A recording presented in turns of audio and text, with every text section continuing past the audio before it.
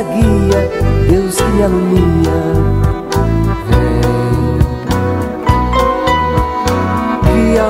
O Clube do Ouvinte RU Nossa Senhora de Guadalupe traz até você a Lei do Amor. Defende dos perigos, dos inimigos da vida. Também sou teu povo, Senhor, estou nessa estrada. Somente a tua graça me basta e mais nada, o povo de Deus. Alô pessoal, estamos mais uma vez nas ondas da Rádio Universidade Católica de Pelotas, 2019, mais um ano para vivermos a esperança e os sonhos, né? O grande sonho é que nós podemos dizer que 2018 ninguém nos tira, ficou na nossa história, ficou na nossa vida, nos marcou bem. E mais uma vez contamos na caminhada deste 2019 com patrocínio do Clube do Ouvinte Nossa Senhora de Guadalupe e também com chau, freios e suspensão ali no Largo de Portugal. E nós iniciando então este ano, muitas e muitas perguntas ainda ficaram do ano de 2018, que ao longo desse ano nós vamos poder clarear, mas dentro da Lei do Amor, muitas pessoas colocam qual é o papel do dízimo, que não foi falado durante 2018, né? O que realmente é o dízimo, o que importa o dízimo para a igreja. Muitas pessoas dizem assim, mas os católicos às vezes são tão mãos fechadas para fazer a manutenção das suas comunidades e trocam de religião e fazem e pagam o dízimo, que é uma grande alegria, né? Bem, a primeira grande coisa que nós gostaríamos de clarear a respeito do dízimo é que nós não pagamos dízimo, né? Dízimo é uma oferenda. É o fruto da minha consciência frente a tudo aquilo que Deus me dispõe na vida, inclusive a própria vida, né? E que, seguindo o primeiro mandamento, que eu devo ter o meu culto público, o meu culto particular, eu publicamente assumo a construção da caminhada em uma comunidade de fé. E claro que a comunidade é humana, e por ser humana ela está sujeita a várias leis e a várias necessidades, né? E o dízimo é uma maneira pela qual eu conscientemente oferto a Deus, né? Ou devolvo a Deus um pouco daquilo e daquele muito melhor que Ele me dá, e com isso eu posso ajudar a evangelização, ou seja, a levar a palavra de Deus através dos cultos, das celebrações, né, nas várias comunidades que existem. Então, claro que o dízimo não é uma taxa para se manter uma comunidade, mas o dízimo é uma oferta através da qual eu posso fazer muitas ações de evangelização e caritativas também. E nós temos, assim, vários documentos sobre o dízimo, inclusive o documento 106 da CNBB, que fala o dízimo na comunidade de fé, orientação e proposta. E neste opúsculo a gente tem, assim, uma bonita parte preparada sobre os fundamentos bíblicos do dízimo, né?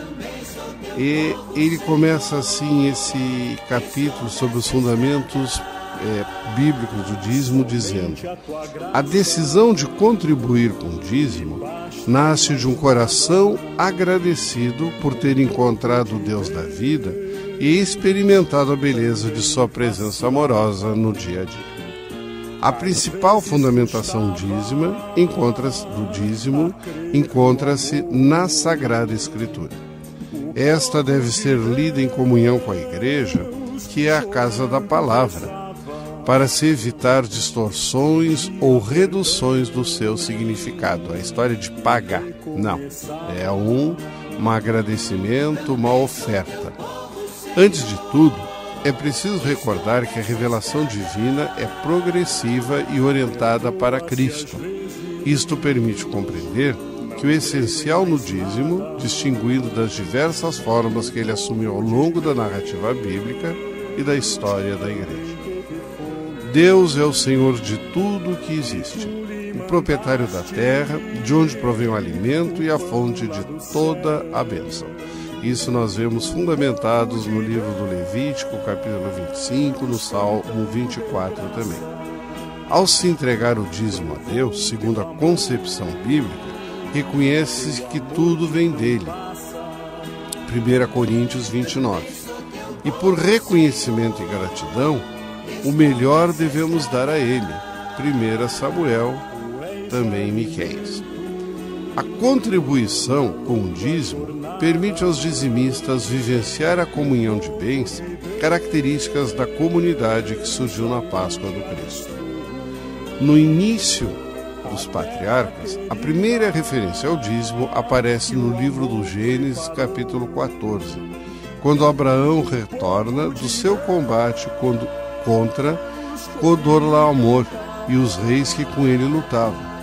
Após receber a bênção de Melquisedeque, o sacerdote e rei de Salém, Abraão decide dar-lhe o dízimo de todos os despojos oriundos de sua vitória. O texto nos indica que o ato parte totalmente do reconhecimento de Abraão a Deus por ter-lhe proporcionado vencer seus inimigos. Gênesis 14. Deste episódio se recordará no Novo Testamento a Carta dos Hebreus, ao falar sobre o sacerdócio de Cristo no seu capítulo 7.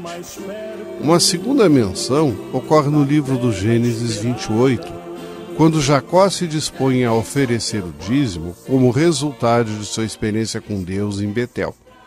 Em ambos os casos, o dízimo é oferecido pelos patriarcas como reconhecimento e gratidão pela dádiva de Deus que abençoa e acompanha aquele que a ele se confia.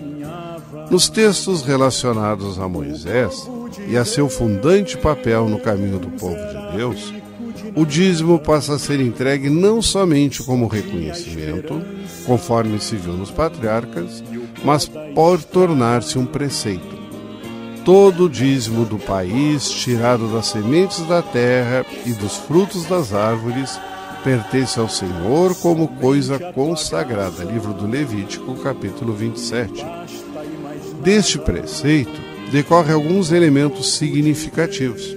Em primeiro lugar, o dízimo passa a servir de ajuda no sustento dos levitas para os serviços litúrgicos, prestados e por não terem parte ou outra herança entre os filhos de Israel. A tribo de Levi se dedicava ao sacerdócio, então eles não ganharam uma porção da terra prometida, mas trabalhavam em todas elas. E aí o dízimo de tudo aquilo ajudava a manutenção, já que eles estavam a serviço da santificação deste povo. Né?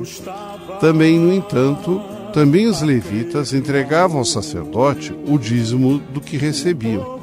E assim era chamado o dízimo dos dízimos, lá no livro dos Números 18 e 26. Em segundo lugar, o dízimo passa a servir de auxílio aos necessitados, o estrangeiro, o órfão e a viúva, para que não ficassem desamparados na terra de Israel, conforme o Deuteronômio 14 ou também o 26. Em terceiro lugar, o dízimo passa a servir de meio pedagógico, como caminho para se aprender e exercitar o temor do Senhor, Deuteronômio 14. Para estes fins, o dízimo era entregue anualmente ou trienalmente.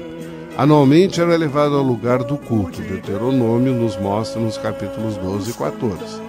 E trienalmente, ao invés de ser levado ao lugar do culto, era entregue aos levitas nas diversas cidades, para o sustento dos mais pobres e necessitados, também está lá no Deuteronômio 14 e 26.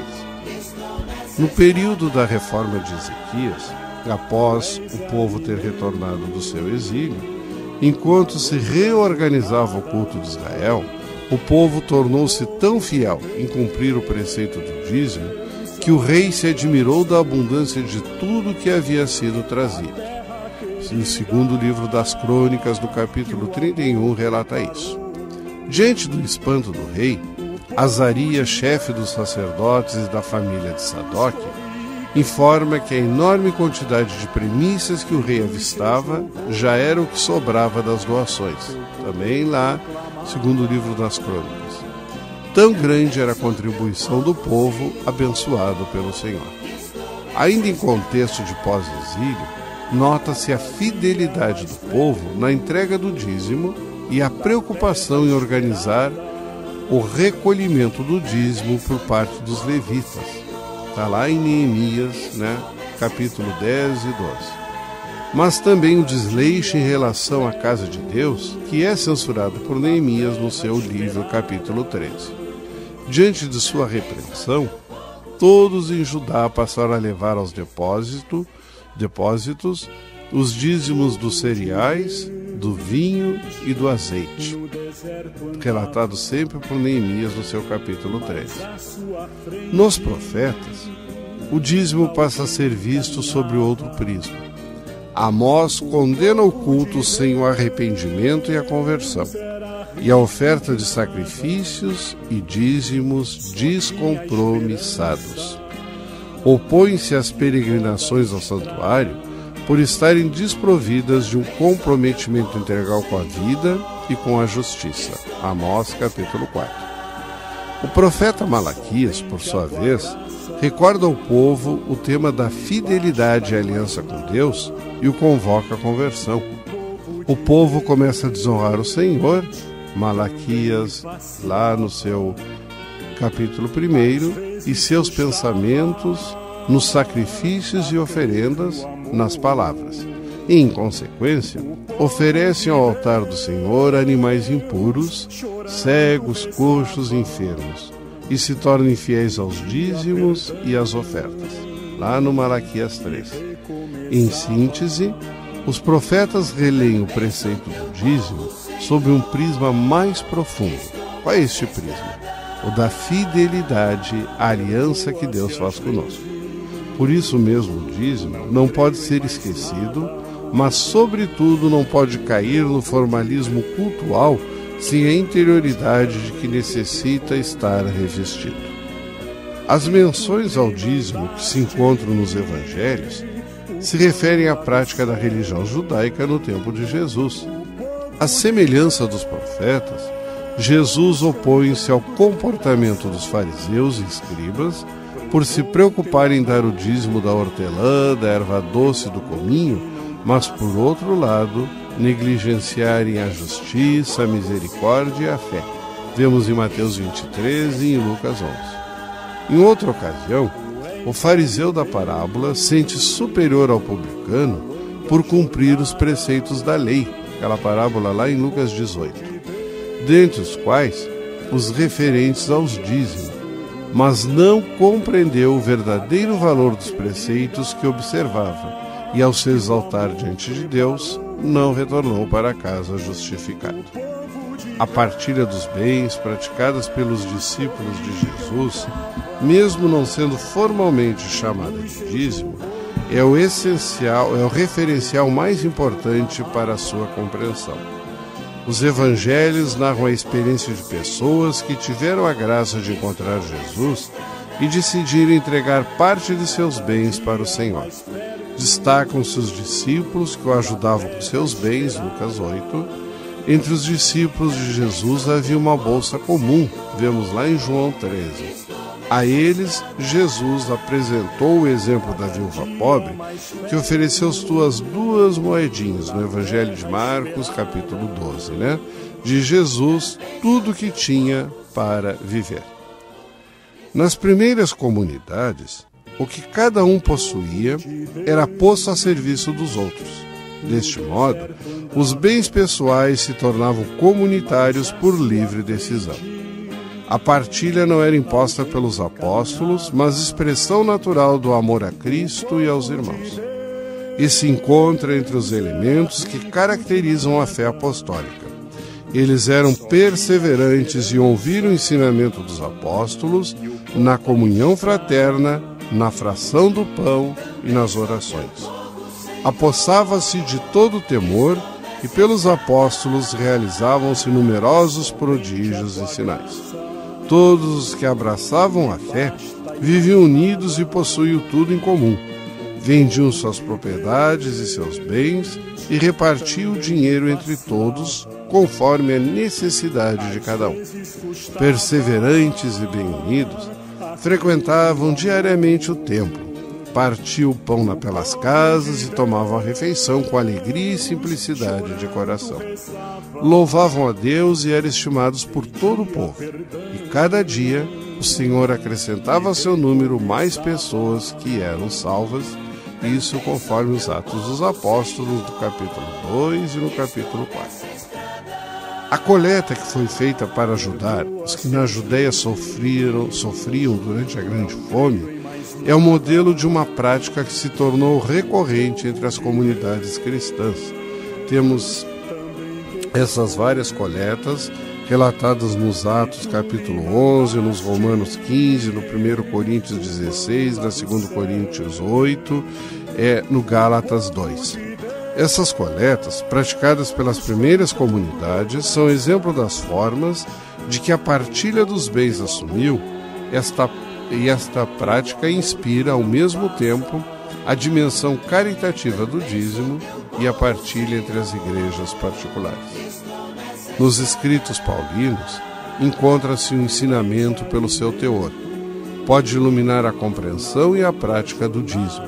O apóstolo ensina que cada fiel deve dar conforme tiver decidido o seu coração, pois Deus ama a quem dá com alegria, 2 Coríntios 9:7.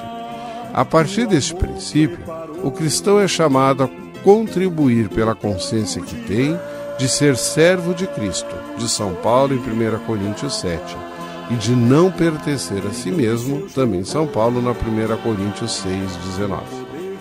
No conjunto do Novo Testamento, se torna claro a continuidade das três finalidades que o dízimo tinha na legislação mosaica: sustento dos levitas e sacerdotes, socorro aos necessitados, manifestação do temor de Deus. A diferença principal está na motivação. Não é mais por força de uma lei, mas pela decisão livre da consciência. E na modalidade como partilha e não mais como cálculo de um percentual. Bem, recebi tanto, então vou dar 1%, vou dar 5%, vou dar 10% de tudo que recebi, né? Isso é taxa. Dízimo não. Dízimo é uma questão de consciência, né? De Deus recebi, para Deus entrego com gratidão esta minha oferenda, para que de fato possa, através dela, se fazer o bem, né? Nós temos também lá no início dos cristãos, né? Do cristianismo, melhor, as comunidades dos cristãos, que tinham muito zelo, né, por todos e partilhavam tudo com alegria, né? Temos um episódio triste, que é o da Ananias e da Safira, nos Atos 5, nos Atos dos Apóstolos, capítulo 5, né, que não entenderam esse temor do Senhor, né, e nem o amor a Deus e aos irmãos. Esconderam parte e disseram que davam tudo, né? E aí, quem quiser, leia lá Atos 5, versículos de 1 a 11, para saber o que aconteceu com ele, né? Então, nós temos também, que já tivemos feito um programa anterior, sobre os 5 mandamentos da igreja, e num deles, né, conforme o ensinamento bíblico, se recolhe o dízimo para a grande partilha que, a partir da Eucaristia, se faz também na nossa vida do dia a dia.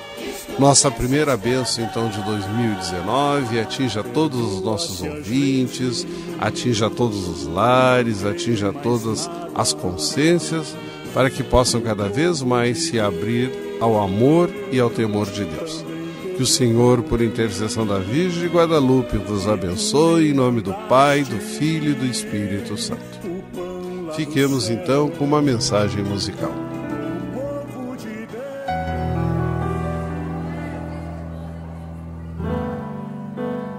Como Zaqueu, eu quero subir o mais alto que eu puder, só pra te ver, olhar para ti. chamar sua atenção para mim. Eu preciso de ti, Senhor. Quantos precisam do Senhor? Eu preciso de ti, ó Pai. Sou pequeno demais, me dá a tua paz. Largo tudo pra te seguir. Entra na minha casa, entra na minha casa, entra na minha vida, mexe com minha estrutura, sara todas as feridas, me ensina a ter santidade. Quero amar somente a ti, porque o Senhor é o meu bem maior. Faz um milagre em mim.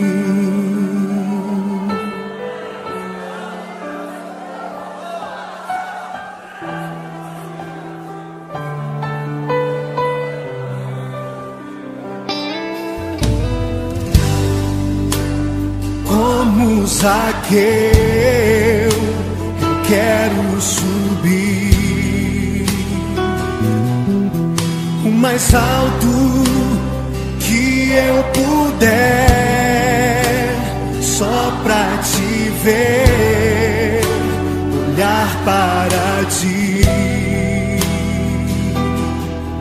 e chamar sua atenção para mim. Eu preciso de ti, Senhor. Eu preciso de ti, ó Pai. Sou pequeno demais, me dá a tua paz. Largo tudo pra te seguir.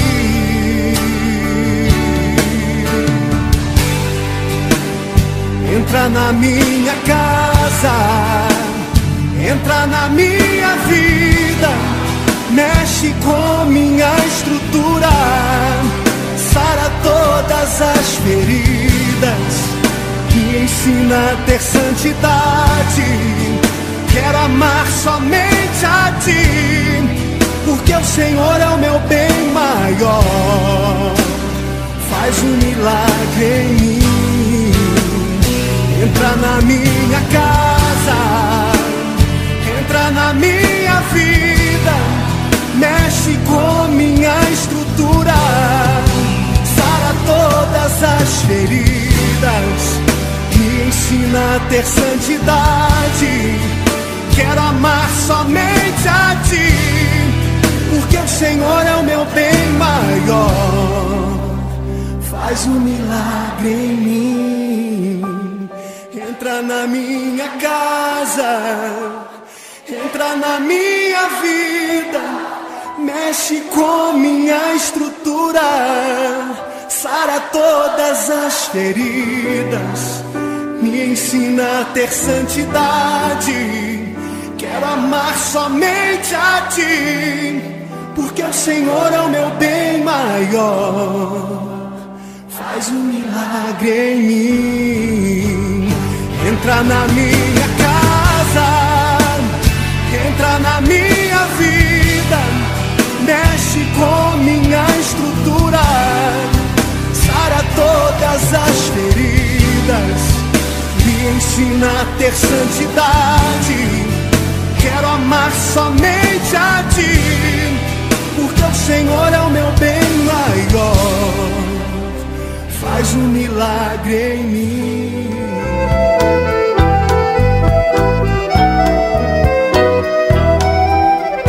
Luz na frente, paz na guia, Deus que me alumia. Seja um missionário da evangelização. Participe do Clube do Ouvinte. Um oferecimento Rádio Universidade, uma emissora da Arquidiocese de Pelotas. Dos inimigos da vida, vem, ó Deus, nos defender, nos proteger. vem.